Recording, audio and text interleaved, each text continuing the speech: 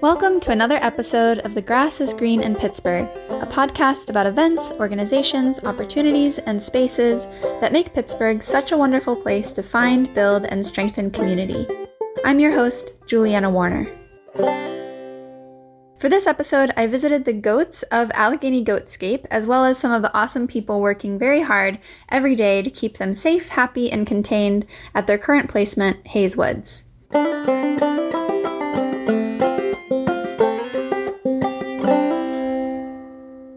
Maybe you've seen the goats around the city, munching away at invasive plants, but maybe you didn't know that there are some pretty cool volunteer opportunities with the goats.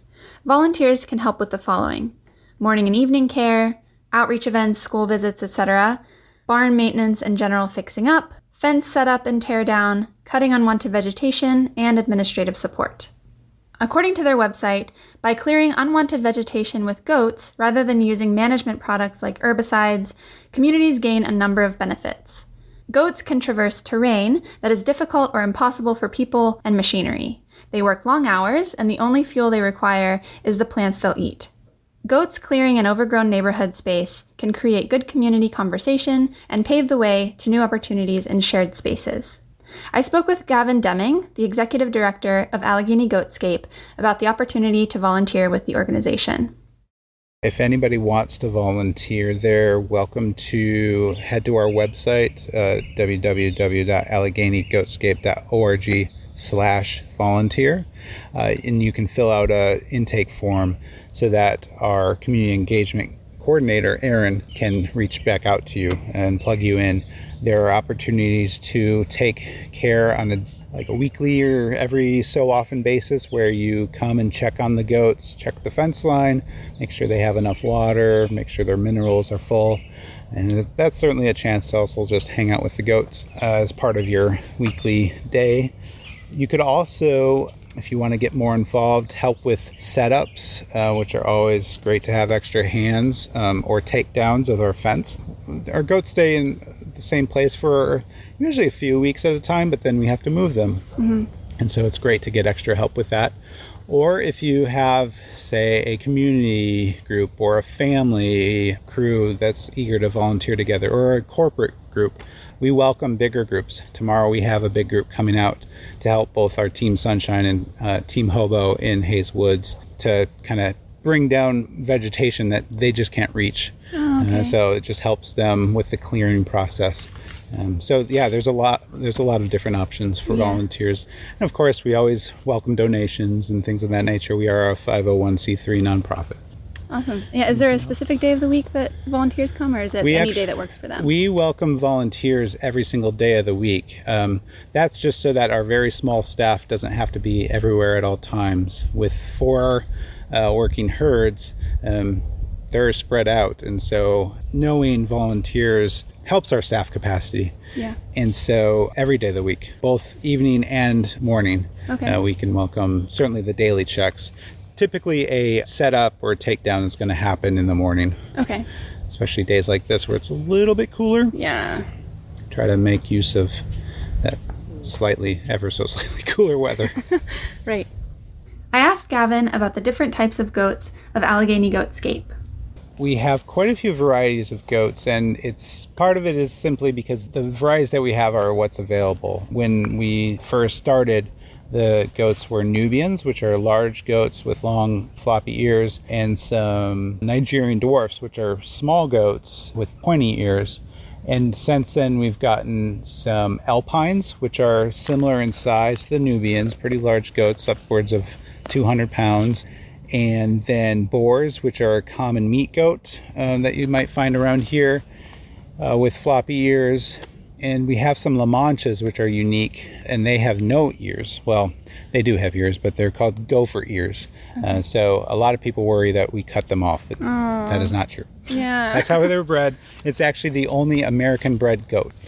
The goats we have either came from a local dairy, or they were pets, and the people who owned them just couldn't take care of them anymore, and so we agreed to take them on.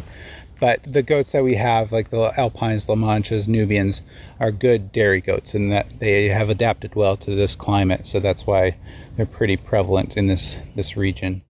We were right next to two different working herds who were munching away and resting in the shade.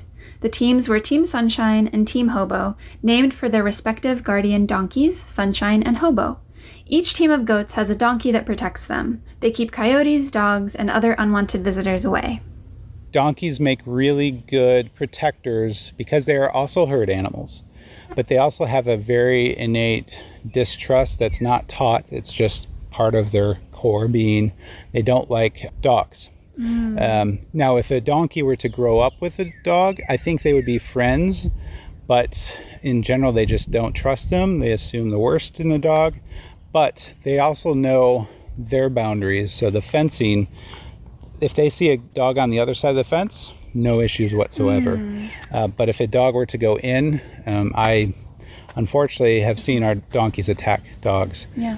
It's mostly because we're in spaces where coyotes are actually really prevalent in Pittsburgh. You rarely see them, but they're there. Yeah. And so we just want to make sure our goats are safe. It's kind of an insurance policy, so to speak.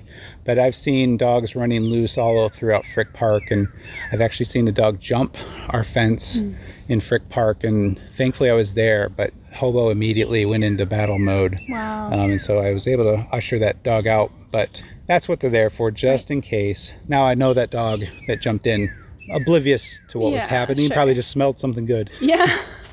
But that's why we have the donkeys. And honestly, they're such an amazing animal. I wish everybody could have donkeys as pets. They just are really, really great. Nice. Yeah, I love having them around. Aww.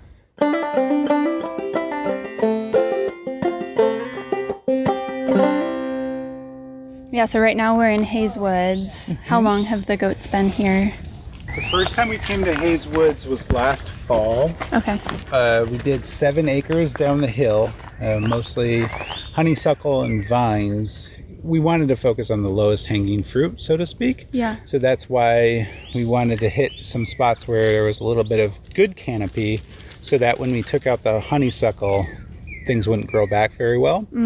But then where we are now with all this knotweed that we're cleaning out, the hope is that we can start to plant trees and ground cover here. It's pretty remarkable, the view that we now have. It doesn't look pretty, but the fact that you can see beyond, obviously this is audio, but looking one way, you can actually see into the woods. Yes. You look on the other side, that's what it was all like. Yeah. All the way up to the trail. Yeah, and that's all knotweed there. Yes. You Yeah. can't see anything.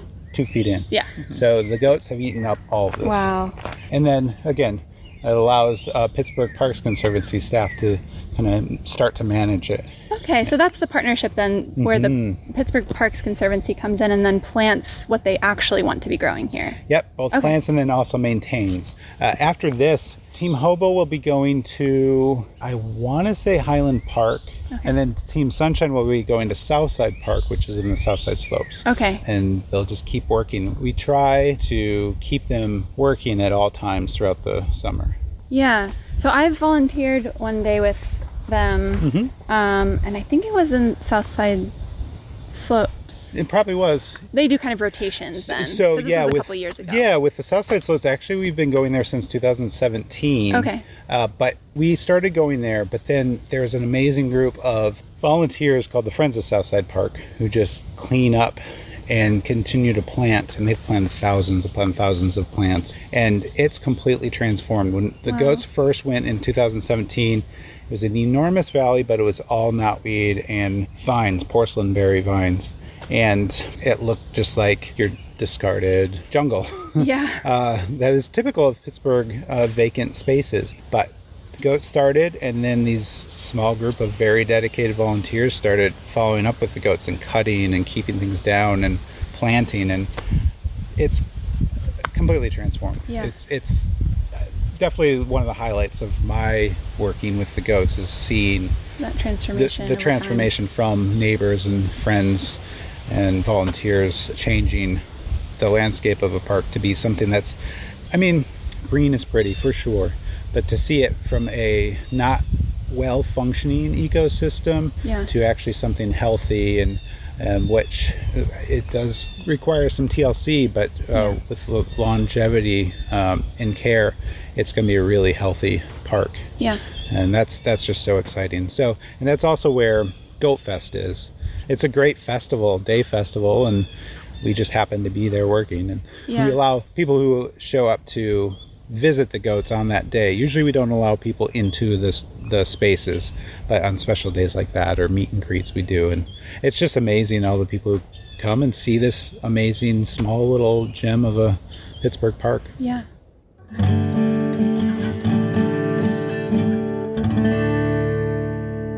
I also spoke with Kelsey Jumper, a shepherd with Allegheny GoatScape, about her experience working with the goats and the donkeys. We'll herd them from one enclosure to another. Mm-hmm. We take care of them. We check their eyes, see if they've got any bacterial infections. We check their hooves to see if they need trimmed. And yeah, it's for me, one of the best parts is like getting to learn how to care for them. Yeah. It's certainly a lot more endearing, and it feels much more important than setting up fencing. But obviously, like that's step one. It's all yeah. But actually learning to care for them and building relationships with them feels really good. Yeah. Some of the highlights are really seeing people interact with the goats. Mm-hmm. Back here in Hayes Woods, we don't get a ton of foot traffic. You have a few neighbors that come here to walk the trails. And as the park gets more and more developed, then there'll be more, I'm sure. But in places like the waterfront, where you've got tons of foot traffic and people are on the Great Allegheny Passage, folks love to stop and say hi. And, and they getting to see them interact with the goats, getting to hear their questions. I learn a lot through their questions. Sure. That's a big perk of being around them. So they just bring joy to folks as they're out and on their days. Mm-hmm. And I'm sure forming the relationships with the animals themselves is just so special. It is very, very special. They all have their own very unique characteristics, and they're all individuals. So do you work with volunteers at all? I mean, so John, who's here almost every day that I'm here, we work together often. And John, aside from doing all the things that the rest of us do out in the field, he also works on engineering really cool new ways to update our systems. Mm-hmm. So he uses recycled materials to create, more waterproof ways to store the minerals. Yeah. He designs and fabricates sweet things for the goats and donkeys. Yeah, so we're looking, what you're referring to is the solar panel. Well, actually, it's this thing on the ground here, which is where we keep their minerals and their baking soda. Oh, I see. And he's used these buckets to attach them to either the poles of the canopy or to the frame of the box where we keep some of their tools and supplies. Okay. And he's just kind of always looking for new ways to improve the systems and to build things that are unique for them. Yeah. So much of tending to them is making sure they're hydrated. Yeah. And making sure that they have their minerals refilled. And a lot of the work that we do is just sort of clearing the way for the fences to be installed. Okay. And then installing the fences and then letting them get to it. They do, it's their gig. And we just kind of create the space for them to do what they do, which is eat. Right. Yeah. They're so sweet. Yeah. Oh gosh. This is Rusty. Hi, Rusty. Do you know them all by name? Maybe not all, but a lot of them. And, you get your favorites. And, and you're probably the favorite human to some of them as well. Yeah, I think there's one in particular who I'm sure she'll come around soon, Jelly. I think Jelly has taken me on as one of her favorites.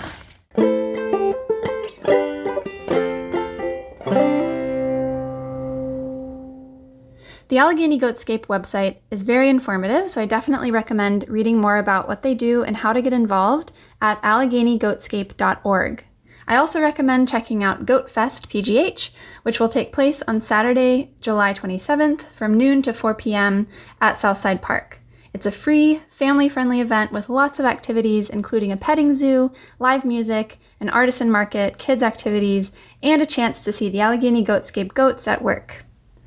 GoatFest PGH is a celebration of Southside Park and the hardworking goats who help keep the park clean from invasive plants. Thanks so much for listening to this episode of The Grass is Green in Pittsburgh. Please rate, review, share, subscribe, and stay tuned. And follow us on Instagram at grassisgreenpgh. And remember, we only feature activities that I've tried myself, so what should I check out next? Send us an email at contact@grassisgreenpgh.com or submit a form on our website, grassisgreenpgh.com. The Grass is Green in Pittsburgh is a Sunrise Somewhere production. It's edited by Oliver Carr. And the intro music is by Julianna Warner. We hope you've been inspired to explore, connect, and contribute to the vibrant mosaic of events and spaces that make Pittsburgh such a wonderful place to live. Catch you next time!